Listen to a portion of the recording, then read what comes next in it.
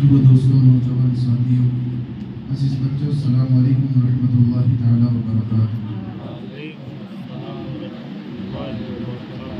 الحمدللہ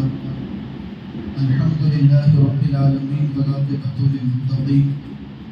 والصلاة والسلام علی سید الانبیاء والمرسلین، اما بعد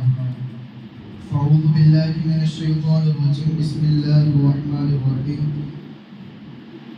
قال الله تعالى في الكلام المجيد والفرقان الحميد: ولو أنهم إذ ظلموا أنفسهم جاءوا فاستغفروا الله واستغفر لهم الرسول لوجدوا الله توابا رحيما۔ صدق الله مولانا العظيم، وصدق رسوله النبي الأمين المختار الكريم، ونحن على ذلك لمن الشاهدين والشاكرين والذاكرين، والحمد لله رب العالمين۔ کچھ ایسا کرتے میرے کردگار آنکھوں میں، کچھ ایسا کرتے میرے کردگار آنکھوں میں، کہ جلوہ کر رہے رخ کی بہار آنکھوں میں۔ وہ نور دے میرے پروردگار آنکھوں میں، کہ جلوہ کر رہے رخ کی بہار آنکھوں میں۔ بصر کے ساتھ بصیرت بھی خوب روشن ہو، لگاؤں خاک قدم بار بار آنکھوں میں۔ نظر میں کیسے سمائیں گے پھول جنت کے، نظر میں کیسے سمائیں گے پھول جنت کے، کہ بس چکے ہیں مدینے کے خار آنکھوں میں، کہ بس چکے ہیں مدینے کے خار آنکھوں میں۔ اور پھر کہتے ہیں کہ اللہ نے ہمیں جو یہ آنکھ دی ہے، اگر اس آنکھ سے ہمیں حضور کا دیار دیکھنا نصیب نہ ہو تو ہماری آنکھیں ہی بیکار ہیں۔ خیر، اللہ جسے اس بارگاہ کا مسافر بنائے۔ شاعر کہتے ہیں کہ انہیں نہ دیکھا تو کس کام کی ہے یہ آنکھیں، انہیں نہ دیکھا تو کس کام کی ہے یہ آنکھیں، کہ دیکھنے کی ہے ساری بہار آنکھوں میں، کہ دیکھنے کی ہے ساری بہار آنکھوں میں۔ یہ دل تڑپے کہ آنکھ میں نہ آ جائے، یہ دل تڑپ کے کہیں آنکھ میں نہ آ جائے، یہ دل تڑپ کے کہیں آنکھ میں نہ آ جائے، کہ پھر رہا ہے کسی کا مزار آنکھوں میں، کہ پھر رہا ہے کسی کا مزار آنکھوں میں۔ فرشتوں مجھ سے پوچھتے ہو کہ کس کی امت ہو، فرشتوں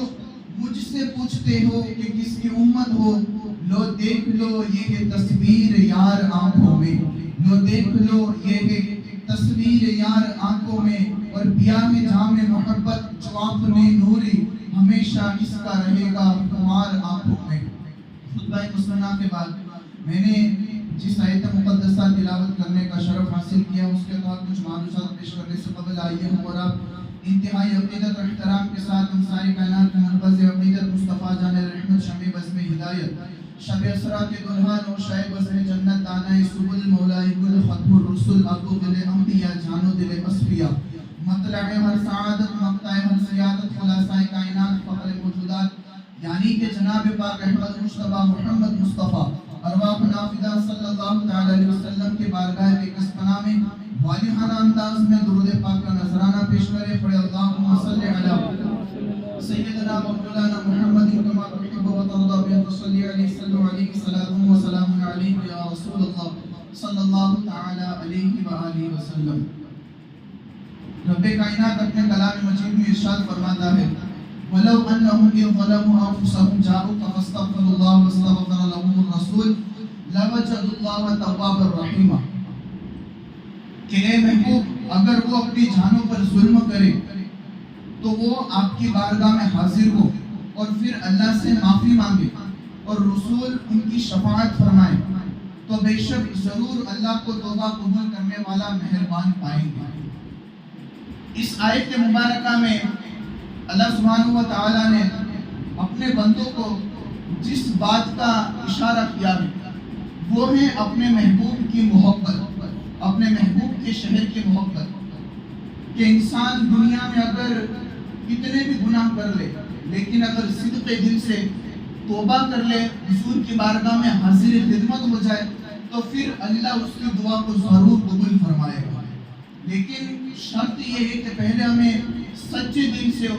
اللہ کے بارگاہ میں ایسی دعا کرنی ہوگی کہ جس کی بدولت اس دعا کا فیض ہمیں بھی نصیب ہو اور آنے والی ہماری نسل کو بھی اس کا فیض نصیب ہو۔ شہر مدینہ منورہ کے حوالے سے آج ہمیں بات کرنی ہے کہ ایک ایسی جگہ ہے کہ جہاں مسلمانوں کی حاضری ہوتی ہے۔ اللہ مجدہ الکریم وہ دین ہم کو بھی دکھائے کہ ہم بھی اس بارگاہ کے مسافر بنے۔ شہر محبوب صلی اللہ علیہ وسلم کا ادب و احترام ہر قدم پر ملحوظ رکھنا ہے، اور ہر سانس ادب کے ساتھ لینا ہے، اور آواز بھی دھیمی رکھنی ہے، نگاہوں کو بھی جھکا کر رکھنا ہے، اور ادب کے ساتھ حضور کے بارگاہ میں حاضری اور شرفیت کا جو ہے قبول رکھنا ہے۔ یعنی کہ جب بھی بارگاہ میں اگر حضور علیہ الصلوۃ والتسلیم کے بارگاہ میں ہمیں حاضری نصیب ہو تو جس چیز کا ہمیں پروٹوکول رکھنا ہے، ادب کرنا ہے، وہ چیز ہے اپنی سانس کو دھیمی رکھنا، ادب کے ساتھ وہاں حاضر ہونا۔ علماء فرماتے ہیں کہ حضور کی بارگاہ میں جب جاؤ اور جب تیار گنبد حضور کا جو گنبد خضرا ہمارے سامنے ہو تو دعا بھی اتنی آہستہ مانگو کہ ہمارے پاس بیٹھنے والا انسان بھی نہ سن سکے، اس لیے کہ ہمارا ایمان تو یہ ہے کہ ہمارے دلوں کے حال حضور جانتے ہیں، کہ ہمارا ایمان ہمارا عقیدہ ہے۔ جب ہم یہاں سے پکارتے ہیں تو حضور ہماری دعا سنتے ہیں، اور جب ہم حضور کے روزے کے سامنے ہوں گے تو یقیناً ہماری دعا انشاءاللہ قبول ہونے والی ہے۔ تو جب بھی اس بارگاہ کے مسافر بنے تو ادب کا لحاظ رکھنا ہے۔ مدینہ منورہ میں مسجد نبوی کے شریف حضرت عائشہ صدیقہ سلام اللہ علیہ کا حجرہ مبارک ہے، یعنی کہ مکان ہے۔ اب وہاں پر حضور صلی اللہ علیہ وسلم کا گنبد خضرا ہے، اور اسی گنبد میں ہمارے آقا صلی اللہ علیہ وسلم کی قبر انور ہے جس میں حضور آرام فرما ہے۔ آپ صلی اللہ علیہ وسلم کے ایک پہلو میں یعنی کہ ایک طرف حضرت ابو بکر صدیق ہے اور ایک طرف حضرت عمر بن خطاب رضی اللہ تبارک و تعالی عنہ ہے۔ سرکار کائنات صلی اللہ علیہ وسلم کے شہر کے بارے میں اتنے فضائل ہیں کہ آپ اس سے اندازہ لگا سکتے ہیں کہ حضور صلی اللہ علیہ وسلم جس شہر میں آرام فرمائے، شہر مدینہ، اس شہر کو اللہ تبارک و تعالیٰ نے مکے سے بھی افضل قرار دیا ہے۔ مکے سے بھی اس شہر کو افضل قرار دیا ہے، یہاں تک کہ مسجد نبوی میں 2 رکعت اگر کوئی نماز پڑھے، جو حضور کی جو مسجد نبوی ہے مدینہ منورہ میں، حضور صلی اللہ علیہ وسلم خود فرماتے ہیں کہ جو بندہ مسجد نبوی میں صرف 2 رکعت نماز پڑھے تو اللہ تبارک و تعالیٰ اس شخص کو حج کامل کا ثواب عطا فرمائے۔ حج کامل کا ثواب مطلب کہ وہ حج جو ہے اس کا قبول ہونے والا، اور کامل حج پورے کانفیڈنس کے ساتھ وہ کہہ سکتا ہے کہ میرا یہ حج قبول ہو گیا۔ کب؟ جب وہ حضور صلی اللہ علیہ وسلم کی جو مسجد نبوی ہے اس کے اندر 2 رکعت نماز پڑھے تو اللہ اس کو جو ہے حج کامل کا ثواب عطا فرماتا ہے۔ اب شہر مدینہ کیا گیا ہو، اس کے بارے میں ہم کیا بتا سکتے ہیں، بلکہ ہمارے سے پہلے جو تابعین جو گزرے ہیں انہوں نے شہر مدینہ کا ادب اس طریقے سے کیا ہے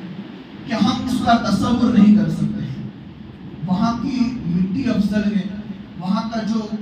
رہنے والی جو مکانات ہیں وہ بھی افضل ہے، یہاں تک کہ وہاں کے جو کتے ہیں وہ بھی ہم سے افضل ہے۔ یہ ہمارا ایمان ہے، ہمارا عقیدہ، اس لیے کہ میں نے گزشتہ جمعہ کو بتایا کہ شہر مکہ کو فضیلت کس وجہ سے ملی؟ حضور کے قدموں کے مس ہونے کی وجہ سے۔ اس وجہ سے نہیں کہ وہاں کعبہ ہے، یا اس وجہ سے نہیں کہ وہاں کے حجر اسود ہے، بلکہ شہر مکہ کو فضیلت اس وجہ سے ملی کہ وہاں حضور کے قدم پڑ چکے ہیں۔ اب اس کے حوالے سے میں بے شمار فضائل ہیں کہ شہر مکہ سے بھی افضل شہر مدینہ کیوں ہے، تو مورخین فرماتے ہیں کہ شہر مکہ سے افضل شہر مدینہ اس وجہ سے، اس کی دلیل یہ ہے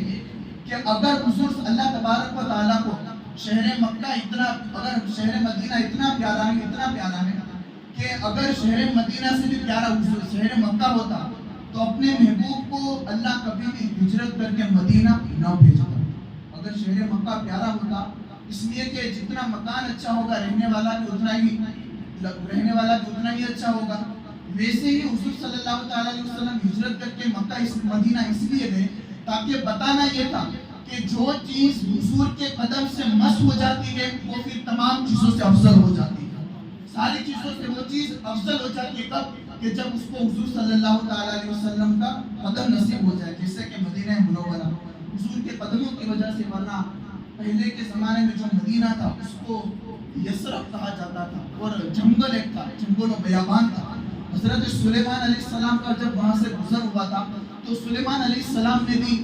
آسمان کی سیر کرتے ہوئے جب شہر یثرب میں داخل ہوئے تو آپ نے اپنے تختوں کو حکم دیا تھا کہ نیچے اتر جا، اس لیے کہ یہاں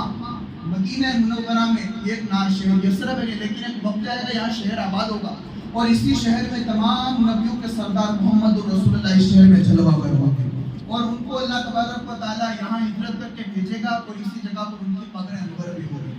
تو اس سے پتہ یہ چلتا ہے کہ تمام شہروں سے افضل اگر کوئی شہر ہے تو وہ شہر مدینہ ہے۔ اور یاد رکھو یارو، شہر مدینہ کی مٹی بھی اتنی افضل ہے کہ اگر کسی اور شہر کی انسان مٹی کھا لے، شفا یاب بیمار ہوگا تو شفا یابی، اگر انسان صحت یاب ہوگا تو کسی شہر کی مٹی کھا لے گا تو بیمار ہو جائے گا، لیکن ہمارا ایمان یہ ہے کہ اگر انسان بیمار ہو اور شہر مدینہ کی مٹی کھا لے تو اللہ اس کو شفا یابی عطا فرمائے۔ آج ہم کسی ولی کے مزار پر جاتے ہیں، کسی ولی کے آستانے پر جاتے ہیں، تو جو ان کے مزار انور پر جو پھول لگے ہوئے ہوتے ہیں اس کو ہم اٹھاتے ہیں اور کھاتے ہیں، اس نیت سے کہ اس پھول کی برکت سے اللہ ہمارے ایمان کو جو ہے شادی عطا فرمائے اور حضور کا عشق عطا فرمائے، اور ہمارے اندر جتنی بیماریاں اس کو جو ہے دور فرمائے۔ جب ایک نبی ایک ولی کے آستانے پر جا کر اس پھول کو ہم اس نیت سے کھاتے ہیں تو جو ولی، اور ہم تو ان کے بارگاہ کی بات کر رہے ہیں کہ جس کے اندر یہ آستانے والے جو ولی ہے وہ بھی بھکاری بن کر حاضر ہوتے ہیں، وہ ولی بھی جو ہے حضور علیہ الصلوۃ والتسلیم کے بارگاہ میں بھکاری بن کر عاجزانہ بارگاہ میں حضور کے بارگاہ میں جو ہے حاضر ہوتے ہیں۔ اس لیے یارو جب بھی شہر مدینہ میں جائیں تو اس شہر کا ادب کریں، وہاں کی مٹی کا بھی لحاظ رکھیں۔ اب شہر مدینہ کی مٹی افضل اتنی ہے کہ حضرت ابوبکر صدیق رضی اللہ تبارک و تعالی عنہ کی بڑی مشہور روایت ہے، ہر ایک انسان جانتا ہے کہ حضور کے پاس بیٹھے ہوئے تھے، جب ہوا اڑی تو وہ جو مٹی تھی وہ حضرت ابوبکر کے چہرے پر لگی، تو ابوبکر نے اپنے چہرے کو چھپایا کہیں مٹی ان کے چہرے پر نہ لگ جائے۔ حضور نے فرمایا کہ ابوبکر اپنے چہرے سے ہاتھوں کو ہٹا لو، اس لیے کہ یہ شہر مدینہ کی مٹی ہے، یہ لوگوں کو بیمار نہیں کرتے بلکہ بیماروں کو شفا یابی عطا فرماتے، یہ شہر مدینہ کی مٹی ہے۔ اب تھوڑا اس سے ہٹ کر میں آپ کو بات کروں، اب کچھ لوگوں کی مینٹالٹی ایسی ہوگی کہ حضور علیہ الصلوۃ والتسلیم کے علم غیب پر بات کرتے ہیں کہ معاذ اللہ رب العالمین حضور سے پہلے کیا ہوا تھا، حضور جب دنیا میں تھے تب کیا ہو رہا تھا، حضور اس دنیا فانی سے کچھ کر گئے اب کیا ہو رہا ہے۔ یہ ساری چیزیں جو پوری چیزیں ہوئی ہیں وہ ساری چیزوں کا علم حضور صلی اللہ علیہ وسلم کو ہے، یہ ہمارا ایمان، اس کو علم غیب کہتے ہیں۔ یہ ساری چیزیں جب سے دنیا قائم ہوئی تب سے لے کر اور جب دنیا فنا ہو جائے گی اس کے بعد جو کچھ بھی ہوگا یہ ساری کی ساری چیزیں حضور صلی اللہ علیہ وسلم کو پتا، یہ ہمارا ایمان ہے، ہمارا عقیدہ۔ لیکن کچھ لوگ یہ بھی کہتے ہیں کہ شاید وہ نبی معاذ اللہ رب العالمین جو دنیا سے کوچ کر گئے،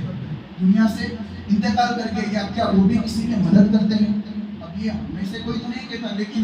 یہ وہ لوگ کہتے ہیں جو مولوی لوگ ہیں، آپ سمجھ سکتے ہیں کہ وہ لوگ کون، ان کا نام لینا تو مناسب نہیں ہے۔ وہ لوگ کہتے ہیں کہ نبی علیہ الصلوۃ والتسلیم مدد نہیں فرماتے۔ اب جب ان کا جو مولوی جو تھا، ایک مولوی، وہ ایک مرتبہ بتانا یہ مقصد ہے کہ شہر مدینہ کی مٹی، عرب میں کہاوت ہے کہ کسی بات کی گواہی، کسی بات کا ریفرنس اگر کوئی غیر دے دے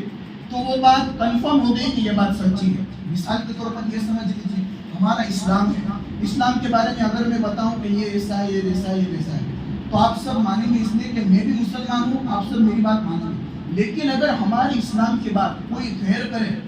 کوئی غیر مسلمان نہیں ہے وہ کرے کہ اسلام بہت ہی اچھا دھرم ہے، بہت ہی اچھا مسلک ہے، تو ہم کیا کہیں گے؟ پکا یہ چیز اسلام سچا ہے۔ ہم کانفیڈنس کے ساتھ کہہ سکتے ہیں کہ غیر گواہی دے رہا ہے تو شک نہیں کہ اسلام جھوٹا ہو۔ ویسے عرب میں کہاوت ہے کہ کسی چیز کی گواہی اگر کوئی غیر دے دے تو وہ بات سچی ہے۔ ویسے ہی شہر مدینہ میں کی مٹی شفا یابی ہے، یہ ہمارا ایمان ہے، لیکن اگر اس بات کی گواہی کوئی غیر دے دے تو پھر بھی ہمارے لیے یہ سونے پہ سہاگا ہو جائے گا۔ اب جب اس مولوی صاحب جو تھے وہ ایک مرتبہ حج کے لیے گئے، اور جب حج کے دوران ان کے ساتھ ان کے چچا بھی تھے، شہر مکہ سے ہو کر ریٹرن جب مدینہ منورہ آئے تو اب جو وہ مولوی صاحب تھے ان کے ساتھ ان کے چچا بھی تھے، اب ان کو چچا کو منہ میں ایک بیماری ہوئی، وہ برم جس کو کہتے ہیں نا منہ میں جو ہوتا ہے وہ بیماری ہوئی، اور اس سے پہلے بھی ان کے منہ میں جو کہ شدید تکلیف رہا کرتی تھی۔ اب جب اس کے چچا کو یہ تکلیف ہوئی، اس نے اپنے بھتیجے سے کہا کہ دیکھو ذرا میرے منہ میں یہ تکلیف ہوئی ہے۔ اب جو وہ مولوی صاحب جو اس کا بھتیجا تھا، اس نے اپنے سے بڑے جو مولوی تھا اس کو کہا کہ میرے چچا کو یہ تکلیف ہے، کیا کیا جائے؟ تو اس نے کہا کہ اس میں پریشانی کی بات کوئی نہیں، ایک کام کرو، جاؤ گنبد خضرا کے قریب جاؤ اور وہاں سے جب تربت محمد رسول اللہ سے گزرو تو ان کی تربت سے تھوڑی مٹی اٹھا لینا، اس مٹی کو اٹھا کر تمہارے چچا کے چہرے پر مل دینا، اللہ تمہارے چچا کو شفا یابی عطا فرمائے۔ اور اس نے کیا کیا؟ گیا اور مٹی کو لیا، مٹی لے کر اسے اپنے چچا کے چہرے پر ملی۔ اس کا چچا کہتا ہے کہ پہلے مجھے جتنا درد ہو رہا تھا، اس مٹی کو مس ہونے کے بعد مجھے ایسا محسوس ہو رہا ہے کہ جس سے مجھے کبھی درد ہی نہیں ہوا۔ یہ کون گواہی دے رہا ہے؟ یہ غیر دوا گواہی دے رہا ہے کہ حضور صلی اللہ تعالیٰ علیہ وسلم کے شہر کی مٹی اتنی شفا یابی ہے۔ تو ہم تو یار حضور کے غلام ہیں، ہماری زندگی حضور کے نام پر قربان ہے۔ ہم نے جو کچھ بھی کمایا، جتنا بھی جو کچھ بھی ہے، یہ ساری کی ساری چیزیں ہمارے حضور صلی اللہ تعالیٰ علیہ وسلم اور ان کی آل و صحاب کے لیے۔ ہمارا دنیا میں کچھ بھی نہیں ہے۔ اپنی اولاد کو زندگی میں کچھ نہ سکھاؤ، لیکن محمد کی محبت ضرور سکھاؤ، بہت ضروری ہے۔ ایمان بچانے کے لیے اگر کوئی چیز ہمارے پاس ہے تو حضور کی محبت ہے۔ حضور کی محبت اگر ہمارے پاس یا ہماری اولاد کے پاس نہیں ہے تو لاکھ سر پٹک کر سجدے کر لو، کچھ کام نہیں۔ چاہے پھر نماز میں درود ابراہیم پڑھو جس میں اللہم صلی علی محمد وعلی آل محمد بھی پڑھو، کچھ بیکار ہوگا، اس لیے کہ حضور کی محبت عین ایمان ہے۔ حضور کی محبت کے بغیر ایمان مکمل ہو نہیں سکتا۔ یارو اپنی گھٹی میں، اپنی اولاد کی گھٹی میں یارو یہ چیز پلاؤ کہ حضور کیا ہے، حضور کی شان کیا ہے، حضور کی عظمت کیا ہے۔ اس لیے کہ یارو جب حضور کی محبت انسان ہماری اولاد کے دلوں میں آئے گی تو وہ جانے گا کہ حضور کی شان کے مالک ہے، اور حقیقی معنی میں حضور کیا ہے تو یہ تو ہم جان نہیں سکتے، یہ پہچان نہیں سکتے۔ حضور کے ساتھ سب سے زیادہ زندگی گزارنے والے غالباً حضرت سیدنا ابو بکر صدیق ہیں۔ ابو بکر صدیق سے بھی حضور کہا کرتے تھے ابو بکر زیادہ تر میرے ساتھ رہتے ہو، سفر میں بھی میرے ساتھ رہتے ہو، تو یہ مت سمجھنا کہ تم نے محمد کو پہچان لیا، میں کیا ہوں، میری شان کیا ہے، یہ میرا پروردگار نہیں جانتا۔ لیکن یارو ہمیں اتنا تو چاہیے کہ ہماری اولاد کو حضور کی محبت تو ضرور ہونی چاہیے، ایسی محبت ہونی چاہیے کہ جب حضور کا نام آئے تو اس کی زبان پر صلی اللہ تعالیٰ علیہ وآلہ وسلم ضرور آنا چاہیے، یہ ضرور ہونا چاہیے۔ یار حضور کی محبت اپنے اولاد کو دلاؤ، بہت ضروری ہے یارو اس سماج میں۔ میں نے کہا ایمان بچانا ہے تو حضور کی محبت، ایمان بچانا ہے تو حضور کی محبت۔ حضور کی محبت دل میں کیسے پیدا ہوگی؟ حتی الامکان اپنی زندگی میں جتنا بھی وقت ملے حضور پر درود پڑھا کرو، حضور پر درود پڑھا کرو، یقین جانو اللہ تبارک و تعالیٰ آپ کے دل میں حضور کی محبت ضرور عطا کرتا ہے۔ حضور کی یارو محبت دل میں پیدا کرو، حضور کی محبت ہے تو سب کچھ ہے، حضور کی محبت نہیں تو کچھ بھی نہیں ہے۔ حضور کی محبت نہیں ہے تو نمازیں بھی بیکار، حضور کی محبت نہیں ہے تو حج اور عمرہ بھی بیکار، حضور کی محبت نہیں ہے تو زکوٰۃ اور جو کچھ بھی ہم نے نفلیات کی ہے سب کچھ بیکار ہو جائے۔ اس لیے حضور کی محبت اپنے دل میں پیدا کرو، اپنی اولادوں کے دل میں حضور کی محبت پیدا کرو، اس لیے کہ یہ چیز دنیا میں بھی فائدہ دیتی ہے اور دنیا سے جانے کے بعد آخرت میں بھی جو فائدہ دیتی ہے۔ ایک چیز ہمیشہ یاد رکھنا کہ جب تک انسان کو کسی چیز کا پریچے نہیں ہوتا، انٹروڈکشن نہیں ہوتا، تب تک انسان اس چیز کو حقیقی جان نہیں سکتا۔ آپ کو اس کو میں مثال کے طور پر سمجھاؤں کہ انسان کو اگر حضور کی حقیقی پہچان نہیں ہے تو وہ انسان کے دل میں حضور کی محبت نہیں آ سکتا۔ سمجھ لیجئے کہ آپ کہیں ٹریول کر رہے ہیں، جا رہے ہیں، تو آپ نے دیکھا کہ ایک جگہ پر شیر باندھا ہوا ہے، ایک شیر باندھا ہوا ہے۔ اب وہ شیر کمزور ہے اور کئی دنوں تک اس نے کچھ کھایا بھی نہیں، کچھ پیا بھی نہیں۔ آپ جانتے ہیں اس نے کچھ نہ کھایا ہے نہ کچھ پیا ہے، لیکن پھر بھی وہ زنجیروں کے ساتھ، ساکل کے ساتھ وہ بندھا ہوا تھا۔ لیکن جب آپ وہاں سے گزریں گے تو بار بار آپ کی نظریں اس شیر پر پڑیں گی، کہیں اٹھ کر حملہ نہ کرے، کہیں اٹھ کر حملہ نہ کرے، کہیں اٹھ کر حملہ نہ کرے۔ حالانکہ آپ جانتے ہیں کہ وہ کمزور ہے، وہ رسیوں سے بندھا ہوا ہے، لیکن پھر بھی آپ کی نظریں بار بار اس کی طرف کیوں مڑے گی؟ اس وجہ سے کہ اس کو آپ جانتے ہیں کہ کہیں مڑ کر حملہ نہ کر لے۔ ویسے ہی یارو اگر حضور کی محبت دل میں سچی پیدا ہوگی تو یقین جانو آپ کی زندگی میں پھر نکھار پیدا ہو جائے گا، آپ کی زندگی کو چار چاند لگ جائیں گے۔ اس لیے یارو حضور کی محبت اپنے دل میں پیدا کرو، اپنی اولاد کے دل میں پیدا کرو، حضور کے کہ شہر کی محبت اپنے دل میں پیدا کرو، اپنی اولاد کے دل میں پیدا کرو، یہی چیز دنیا میں بھی فائدہ دے گی، آخرت میں بھی فائدہ دے گی۔ حضرت مالک رضی اللہ تبارک و تعالیٰ عنہ کا نام سنا ہوگا کہ جنہوں نے شہر مدینہ سے ایسی محبت کی تھی کہ ایک کانٹا ان کے پاؤں میں لگ گیا تھا، اس کانٹے کو انہوں نے اپنے پاؤں سے نکالا نہیں۔ جب پوچھا گیا کہ مالک کانٹے کو نکال دو، شہر مدینہ کا کانٹا ان کے پاؤں میں لگا، کہتے ہیں کہ مالک کانٹا نکال دو، تو حضرت مالک کہتے ہیں کہا نہیں، اس کو نکالا نہیں جاتا بلکہ اس کو دل میں بسایا جاتا ہے، اس کو دل میں جگہ دی جاتی ہے۔ کاش کر قیامت کے دن پروردگار اس سے پوچھے گا کہ مالک میری بارگاہ میں کیا لایا ہے، تو میں اپنی عبادتیں نہ پیش کروں گا بلکہ میں ایک کانٹا شہر محبوب کا پیش کر دوں گا۔ مجھے یقین ہے اس کانٹے کی بدولت پروردگار میرے گناہوں کو معاف فرما کر جنت کا پروانہ عطا فرما دے گا۔ یہ ایک شہر کے حضور کے شہر کے کانٹے کی محبت اولیاء اکرام نے ایسی کی ہے، تو ہمیں تو یار اس سے بڑھ کر حضور کے شہر سے محبت کرنی چاہیے۔ تو یارو اپنے دلوں میں زیادہ سے زیادہ حضور علیہ الصلوۃ والتسلیم پر درود پڑھو، جب درود کی کثرت ہوگی تو حضور کی محبت ہمارے دلوں میں پیدا ہوگی۔ رب کائنات کہنے سننے سے زیادہ عمل کی توفیق عطا فرمائے۔ دوران گفتگو اگر کوئی غلطی اپنے پیارے حبیب علیہ الصلوۃ والتسلیم کے صدقۃ و رسول سے معاف فرمائے۔ استغفر اللہ ربی من کل ذنب واتوب الیہ۔ السلام علیکم۔ چند ضروریات مسائل جان لیں۔ سب سے پہلی بات یہ کہ جب بھی کسی کو کوئی چیز بتانی ہو، جیسا کہ ہر جمعہ کو یہ ایک اعلان ہوتا ہے، صفے صحیح کرے، کندھے سے کندھا ملائے، حالت قیام میں اپنی نگاہیں سجدے کی جگہ پر جمائیں۔ اور بار بار ایسا ہوتا ہے کہ کبھی کبھار آگے کی صف جو ہوتی ہے اس میں چھوٹے بچے بھی ہوتے ہیں، تو ان بچوں کو جو پڑوس میں جو دوسرا آدمی کھڑا اس کو ہی چاہیے کہ بھائی پیچھے چلا جائے۔ اور کہنے کا ایک انداز ہوتا ہے، جیسا کہ نرمی کے ساتھ وہ ایک بیپاری کی کسی زبان ہوتی ہے، ارے بھائی زوردار مستواری چاہ رہی ہے نمبر مستواری